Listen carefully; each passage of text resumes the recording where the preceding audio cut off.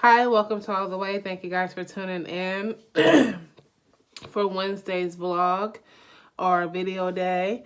Um, this morning I've been up really early, like at 7, and I've been asking God like what to talk to you guys about, and He keeps telling me to share with you what happened to me on this past Sunday, which was February 16th.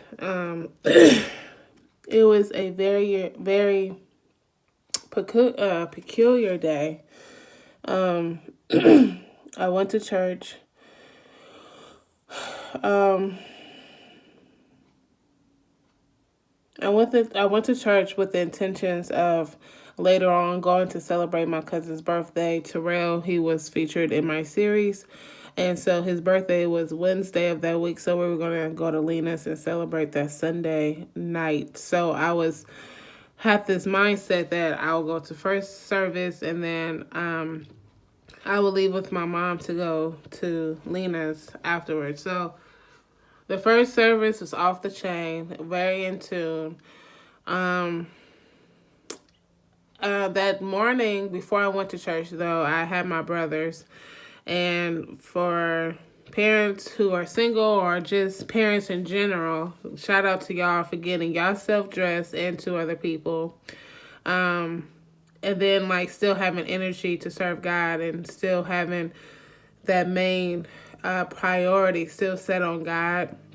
For those who y'all know I'm talking to, like, you have to really use a lot of energy to help someone else get to where they need to be at, whether that's getting dressed, whether that's in eating breakfast, and then still have enough energy for yourself and for God. So shout out to everyone who's a part of that parent group, whether you are two parents or a single household. Shout out to y'all, because I realized that when you have kids, I always knew that wasn't always about yourself, but it's a different type of energy and mindset that you have to have once you become a parent. So shout out to y'all. But back to the story. So like I said, that morning I had the boys, my brothers Ezra and Nahum, and it wasn't Nahum who was the handful. It was the Ezra who's 4, who he likes to wear bow ties. He has a very specific way of dressing.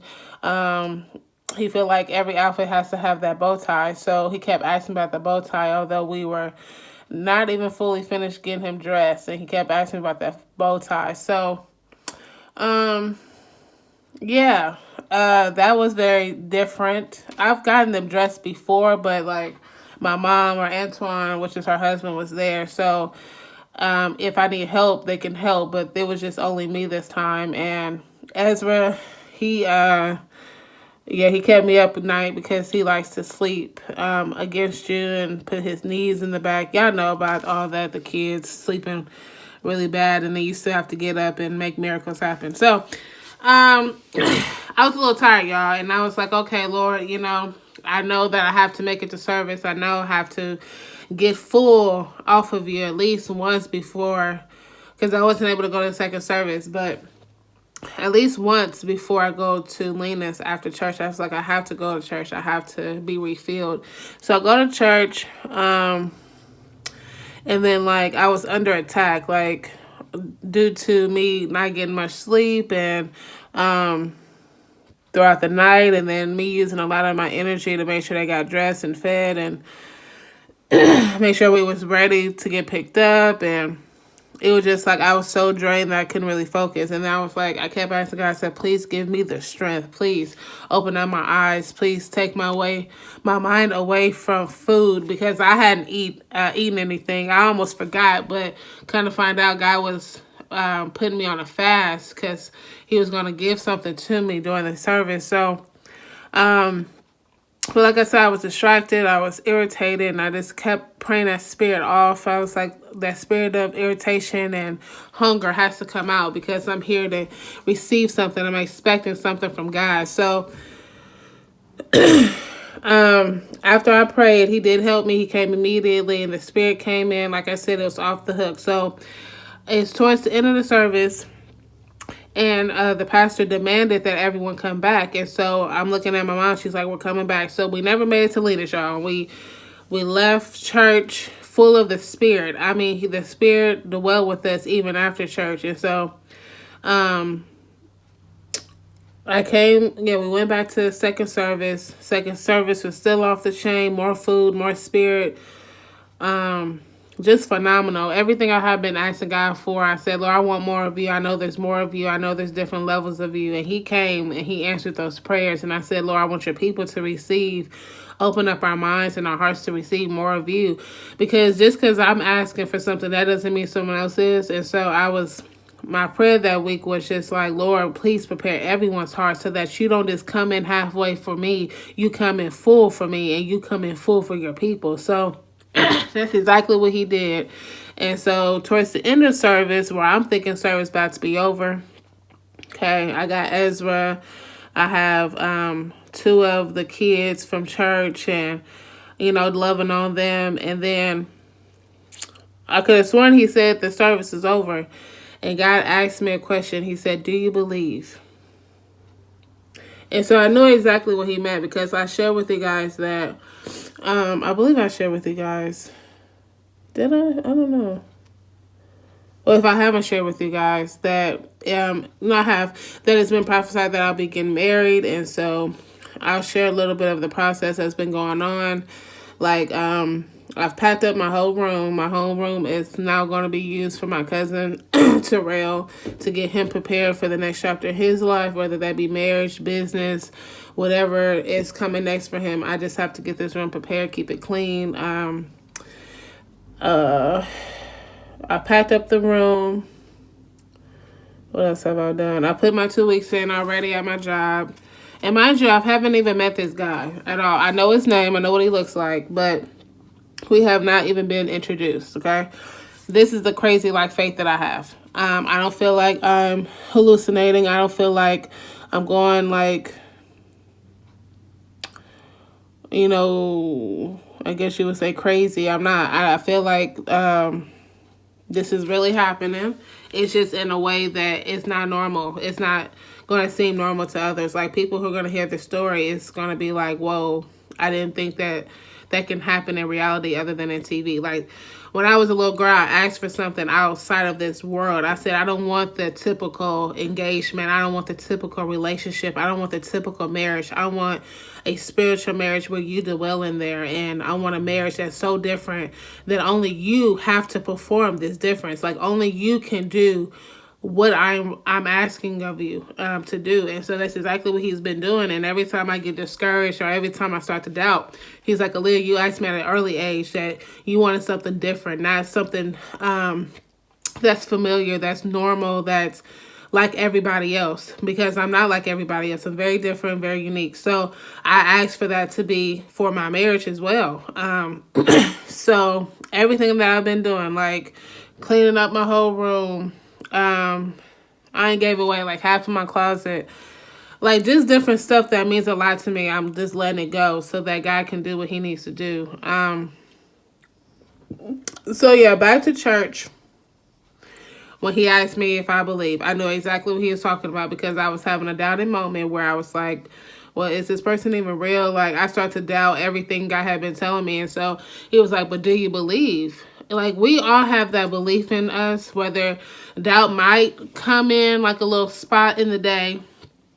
It might come in, but then it fades away because your belief is more. That's how it felt. It felt like, yes, okay, I might not be able to see it right now, but I believe. Something more of me believes what God is telling me versus my doubt. My doubt has nothing to, it can't overtake my belief. That's just what it was. So I ran out of response to God asking me if I believe. And so when I'm running, I don't know if I felt like I had hit a couple of people out of the way, not intentionally, but when you're in the spirit, when I was in the spirit, I felt like anyone who was in my way had to be moved out of the way. And so it wasn't move, you're in the way. It was just I have to get to where God is trying to take me to. And so I ran and then I fell and I think someone was standing up, and so someone standing up dancing, and I fell right at their feet while they're dancing, and I pushed through her, through the way to continue to go. And so I ran again. After I pushed past her on the floor though, y'all. I was on the floor pushing past her. And then I got up and I ran again. And like that third lap, I ran and I felt so free. Like I felt like no matter what comes my way, no matter what doubts come, whatever, it doesn't matter like what I can't see with the natural eye or the spiritual eye, like whether I have my glasses on or not, I believe that God is going to do it. I believe what he's told me. I believe that he answers prayers, even if it's from 16, at the age of 16, he'll answer your prayers, even from when you was a little girl. God is going to do it. And we have to have the belief to know that he's going to do it. And so, after I fell for the second time, no one was around me. My mom was behind me. And I just cried out to God and I just thanked him for reassuring me that I still have to believe and I still have to know that he's going to do it no matter what it looks like, no matter how it feels like. Because I talked about this last video about how your feelings can overtake what God has promised you. It can overthrow like your faith. It can overthrow just who you are in general. And so I just thanked him for reassuring me that he's going to do it, like no matter what. And no matter what it looks like, no matter if it seems impossible, he's going to do it. He has to. He's not a God that he shall lie. And I have to believe that. So when I was on the floor crying, he just kept reassuring. And then my mom, she helped me up.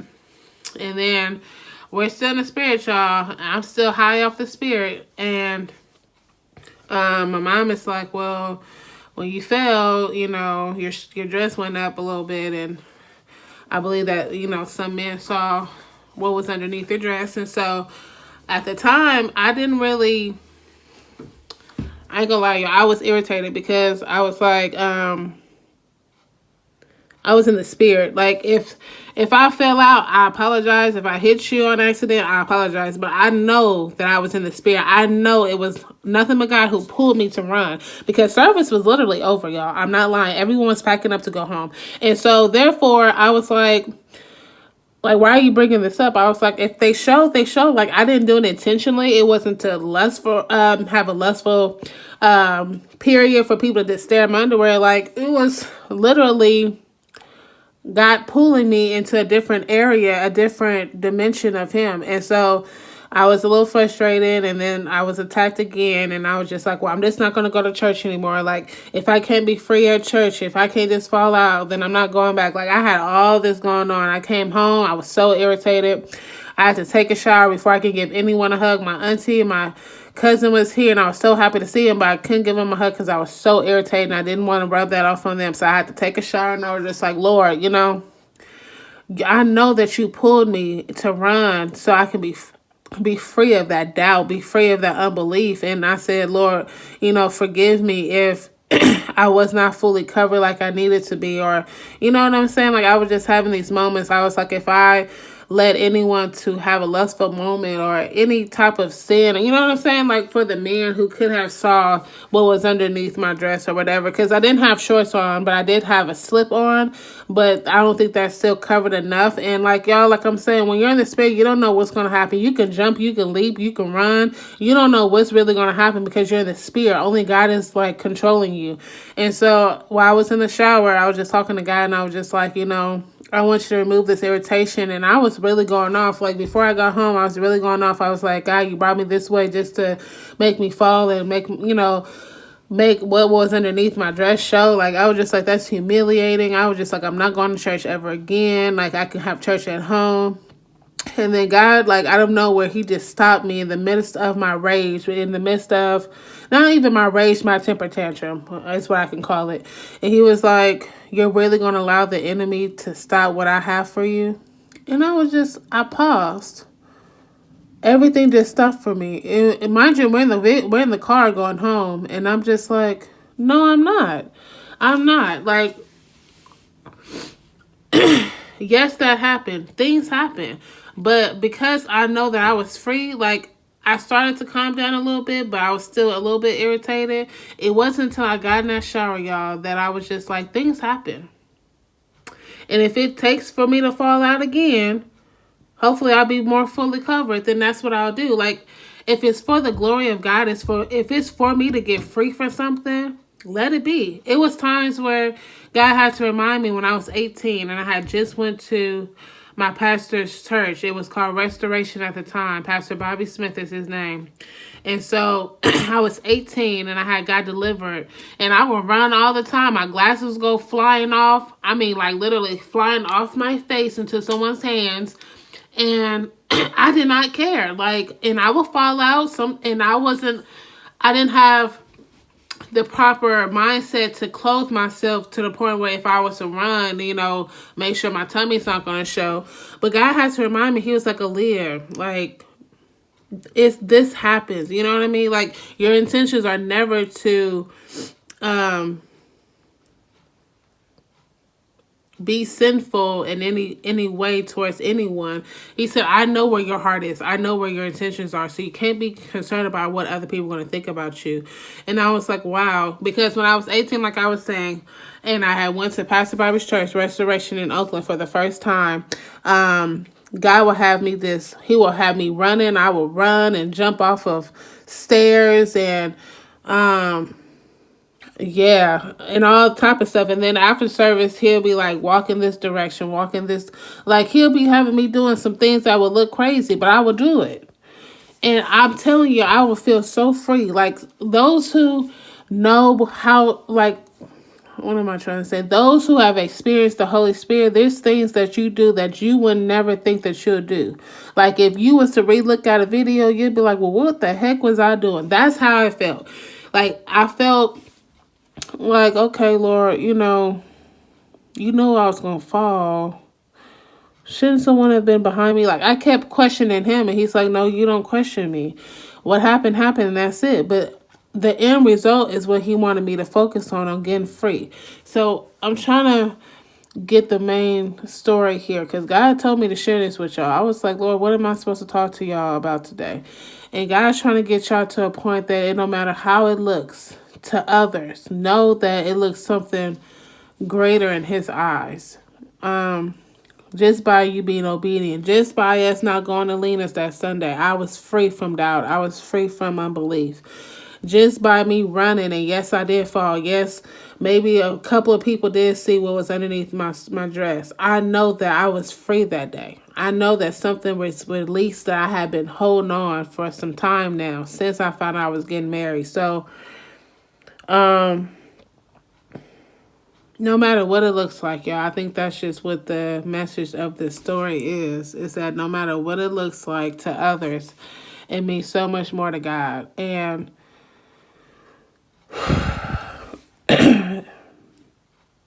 if God is trying to set you free from something and he's going to do something that might look crazy, just do it anyway, y'all. It don't have to make sense to nobody. It really don't. Do what he needs you to do so that you can be free, so that someone else can be free. And so after that happened, this happened. So Monday, I think might be a extended video because I'm already at 18 minutes, but I'll try to keep going. But so Monday, I was still a little like having these moments where I was just like, oh, I can't believe that happened. Like, and God kept reminding me, he was like, but what is the main thing that you received? And I was like, I received freedom in that area. Like, I knew that something came off. And so he kept saying, that's what I want you to focus on. And so, that Monday I got up and I felt the need to praise dance. And I used to praise dance as a little girl. I mean, like a little girl, like first grade type of little girl. Okay. And so, over the years, I had stopped praise dancing. I believe maybe, I want to say probably 2010. I was at a church in Oakland before I went to Pastor Bobby.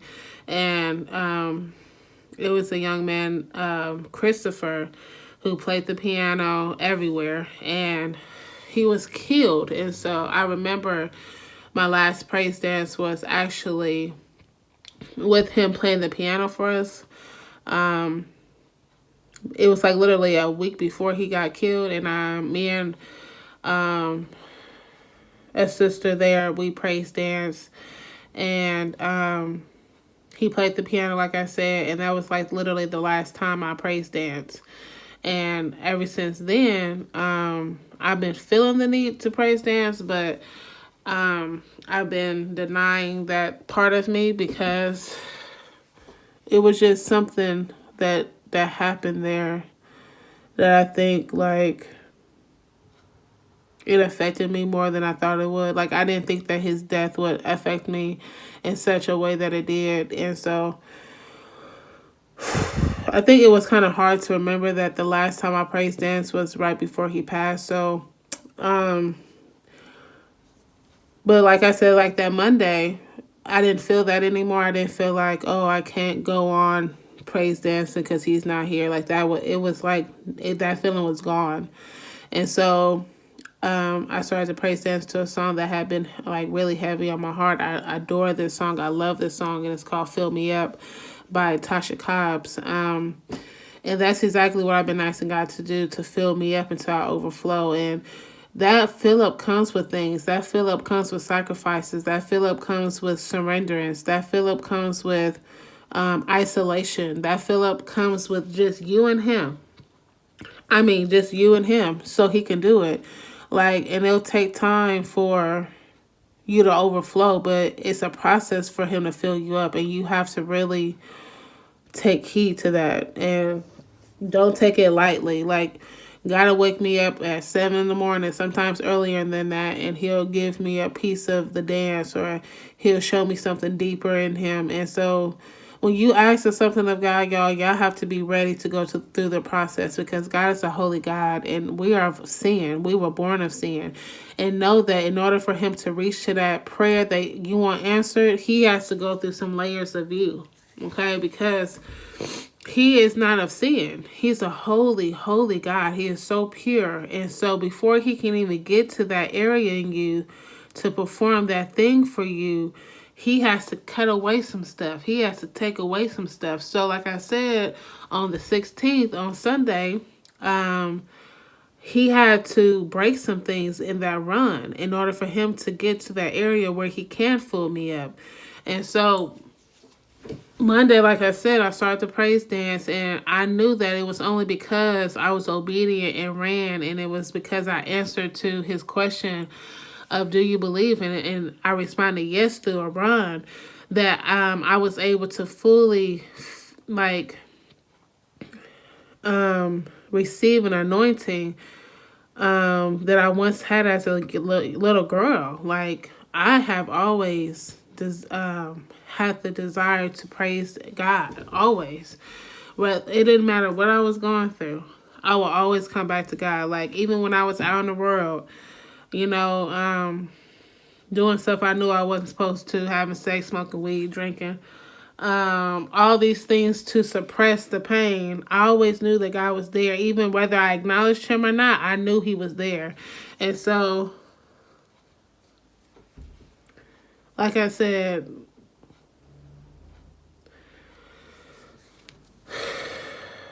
it takes it's a process, y'all. It is. And it's a process worth going through. And yes, sometimes it's uncomfortable. Yes, sometimes it's strange. Yes, sometimes it's different, but it's so worth it. It is so worth it. And so I had to call my mom. I was like, Mom, you know, she had felt guilty for telling me. And I said, Mom, no, that's love by telling me the truth. And yes, I'm not going to always want to hear it, but I said I receive it. You know, I'll make sure I have shorts underneath, because even though I had a slip, I know it probably didn't cover up what it needed to. And I said I'm not going to allow the enemy to come in and steal whatever God has for me, because I worked too hard. I went through so much to get here, and I'm not going back. And I mean that. And I'm not going to even allow Leah to get in the way. And so we had that conversation, but I was like, Mom, I received so much more, you know. And my mom's very protective over me. I'm very protective over her. And I understood where she was coming from, but yeah. I think that's just I think that was just that. So I guess that's another thing I should tell you guys, to always stay covered, whether you're a man or female, because you never know when the spirit's going to hit. Covering is so important. It's more than just clothes. It's more than just like not being a temptation to the eye. It's more than that. It's being covered from. It can be covered from spirits. It be covered just because God is holy and He wants to keep you covered. Like it's so much more. I had to go through that for me to realize how important it is. Because at first I was just like, if we're on the spirit, it shouldn't matter if I fall out. It shouldn't matter if this show, if that show. But God is holy, and He don't even want to see that. So yeah, it had to take for me to fall and that to happen, and me to feel that way, for me to know that God is not playing, and to stay covered from head to toe. And one thing about Muslims, when they have the women covered, they're fully covered. Like, there's no way you can see the skin. There's no way. It don't matter if they fall or not, you ain't gonna see nothing. And so that's how we have to be. We have to be covered. And I'm starting to realize that now, that's so important to be covered. So I ordered more dresses that are long past my knees.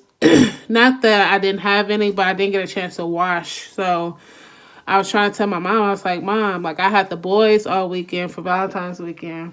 I didn't get a chance to wash. So it wasn't like my intentions were to not wear shorts underneath my dress. It was just like, she was just like, well, Leah, I need you to really understand how important it is to be covered. So if I was to have to wear leggings or something, and I really can't stand stockings, y'all, I really can't.